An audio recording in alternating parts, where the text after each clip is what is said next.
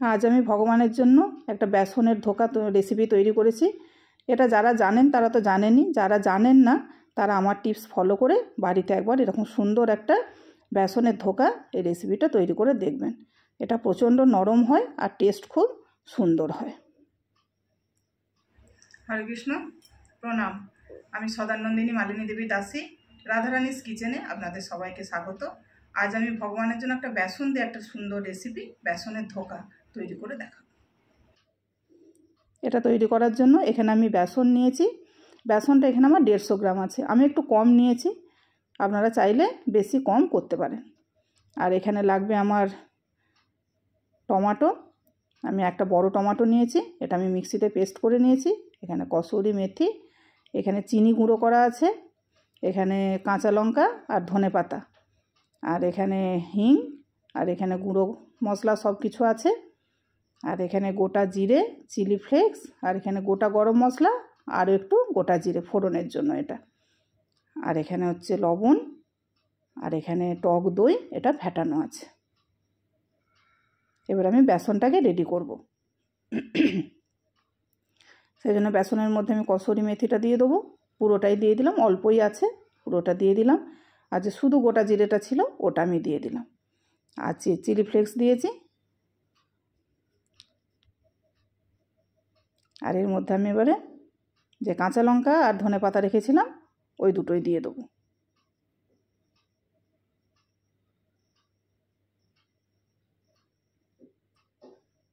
আর কালারের জন্য অল্প একটু হলুদ দেবো, আর পরিমাণ মতো লবণ দেবো।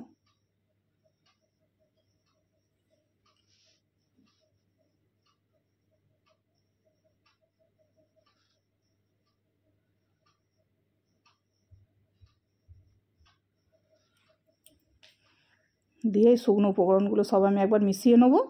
মিশিয়ে নিয়ে জল দিয়ে একটা ব্যাটার তৈরি করব। আমি অল্প অল্প করে জল দেবো, দিয়ে ব্যাটারটা তৈরি করব। একবারে বেশি জল দিয়ে দিলে বেসনটা একটা ডেলা পেকে যায়, সেই জন্য অল্প অল্প করে দিয়ে একটা স্মুথ ব্যাটার তৈরি করব। দেখুন সুন্দর একটা ব্যাটার তৈরি হয়েছে। এবার আমি একটু বেশি জল দেবো, দেখুন কতটা বেশি জল দিয়েছি। দিয়ে এবার সুন্দর করে এটা মিশিয়ে নেব। কত পাতলা হয়েছে আর কত সুন্দর হয়েছে। এই রকমই পাতলা করতে হবে এই রেসিপিটা করার জন্য। এই রকমই একটা ব্যাটার তৈরি করতে হবে, খুবই পাতলা ব্যাটার। আর এর একটা খুব সুন্দর স্মেল আসার জন্য অল্প আমি একটু হিংও দিলাম, দিয়ে এটাকেও সুন্দর করে মিশিয়ে নিলাম। এবার আমি রান্নাটা করব। সেজন্য কড়াতে তেল দিয়েছি, তেলটা আমার গরম হয়ে গেছে। এবারে এর মধ্যে ওই যে পাতলা ব্যাটারটা তৈরি করেছিলাম বেসনের, ওটা আমি দিয়ে দেবো। দিয়ে কম আঁচে আমি এটা অনবরত নাড়াতে থাকবো। মানে নাড়ানো যদি বন্ধ করে দিই তলাটায় বসে যাবে, সেই জন্য আমাকে সমানে এটাকে নাড়িয়ে যেতে হবে। দেখুন মানে জাস্ট একটু সময়ের মধ্যেই কতটা ঘন হয়ে গেছে। এইভাবে আমাকে নাড়াতে হবে আর কম আঁচে করতে হবে। এইভাবে নাড়িয়ে এটাকে আমি আর একটু শক্ত করে নেব। এইভাবেই নাড়াচাড়া করতে হবে, একবারও বন্ধ করা যাবে না, তাহলেই তলায় বসে যাবে। দেখুন কত সুন্দর হয়েছে। গ্যাসের আঁচ কিন্তু কমানোই থাকবে। এটা আর বেশি শক্ত করার দরকার নেই, এটাই ঠান্ডা হলে জমে যাবে আর নরমও হবে। এবার আমি একটা আলাদা থালায় এটা ঢেলে নেব। থালাটার উপরে আমি তেল বুলিয়ে রেখেছি, এবারে এর মধ্যে এটা আমি ঢেলে দেবো। দেখুন ঢেলে দিয়ে আমি এটা পাতলা করে একটু মিলে দিচ্ছি। হ্যাঁ, ধোকার শেপ দেবো তো আমি, সেই জন্য একটু পাতলা করে মিলে রাখছি। এটা ঠান্ডা হয়ে গেলে আপনাদেরকে দেখাবো আমি। এবারে মশলাটা কষাবো, সেই জন্য তেলের মধ্যে একটু হিং দিলাম, আর যে গোটা গরম মশলা এলাচ, লবঙ্গ, দারচিনি এগুলো রেখেছিলাম, আর গোটা জিরে এগুলো আমি দিয়ে দিলাম। এগুলো থেকে একটা সুন্দর গন্ধ আসছে, ভাজা হয়ে গেছে। এবার আমি যে টমেটো পেস্ট করে রেখেছিলাম ওটা দিয়ে দিলাম। এর মধ্যে আমার একটু আদাও দেয়া আছে, আর একটা কাঁচা লঙ্কা দেয়া আছে। দেখুন টমেটোটা অনেকটাই কষানো হয়ে গেছে, আঁচ কিন্তু আমার কমানো আছে। আর আমি যে টক দই নিয়েছিলাম অল্প, ওই 2 চামচের মতো, ওর মধ্যে সব যে গুঁড়ো মশলাগুলো ছিল ওগুলো আমি সব দিয়ে মিশিয়ে নিয়ে এই টমেটোর মধ্যে দিয়ে দিলাম।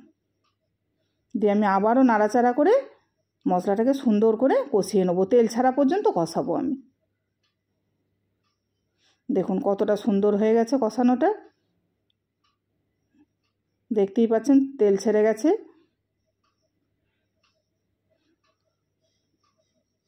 এবার এর মধ্যে আমি পরিমাণ মতো লবণ দিয়ে দেবো। আর যে কসুরি মেথিটা নিয়েছিলাম আমি ওইটাও দিয়ে দেবো, আর অল্প একটু আমি চিনিও দেবো এর সঙ্গে, কেননা যেহেতু টক দই দিয়েছি একটু চিনি দিলে তবে এর টেস্ট ব্যালেন্স হবে। দিয়ে আমি আরও একটু কষিয়ে নিয়েছি। মশলা কষানো আমার রেডি, দেখতেই পাচ্ছেন পুরো দানা দানা হয়ে গেছে মশলা রেডি হয়ে গেছে, আর বেশি কষাবার দরকার নেই। এবারে এর মধ্যে আমি অল্প জল দেবো, তবে এটা গরম জল, অবশ্যই গরম জল দিতে হবে, নাহলে রান্নার টেস্ট অন্যরকম হয়ে যাবে। দিয়ে এটাকে আমি একটু ফুটতে দেবো। আর এদিকে ধোকাটাও দেখুন ঠান্ডা হয়ে গেছে, কত সুন্দর হয়েছে দেখুন। এবার এইটাকে আমি শেপ দিয়ে নেব একটা ছুরির সাহায্যে। আমি এটাকে বরফির আকারে করব, আপনারা বরফির আকারেও করতে পারেন বা চৌকো শেপেও দিতে পারেন। আমি বরফির আকারে দেবো যাতে এটা দেখতে খুব সুন্দর লাগে। দেখুন কত সুন্দর হচ্ছে আর কত নরম, আপনারা বুঝতেই পাচ্ছেন, প্রচণ্ড সফট হয়, প্রচণ্ড।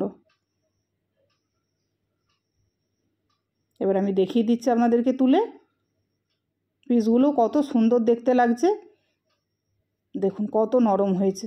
একটা ভেঙেও দেখিয়ে দিচ্ছি আপনাদেরকে, দেখুন বুঝতেই পাচ্ছেন কত নরম।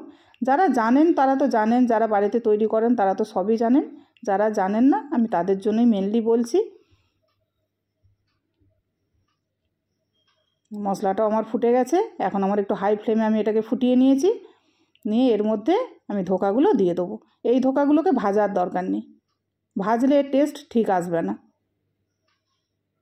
আমি ধোকাগুলো দিয়ে আমি কম আঁচে, একদম কম আঁচে প্রায় 10 মিনিট আমি কষিয়েছি। দেখুন কত সুন্দর হয়েছে। রান্না আমার কমপ্লিট হয়ে গেছে। আমি যে গরম মশলাটা নিয়েছিলাম, গুঁড়ো গরম মশলা, ওটা আমি দিয়ে দিলাম, আর অল্প একটু ধনে পাতাও ছড়িয়ে দিলাম। দিয়ে এটাকে আমি একটু নাড়াচাড়া করে নেব। দেখুন কত সুন্দর হয়েছে। আমি ফ্লেমটা এখন একটু বাড়িয়ে দেবো, দিয়ে ফুটিয়ে নিয়েছি।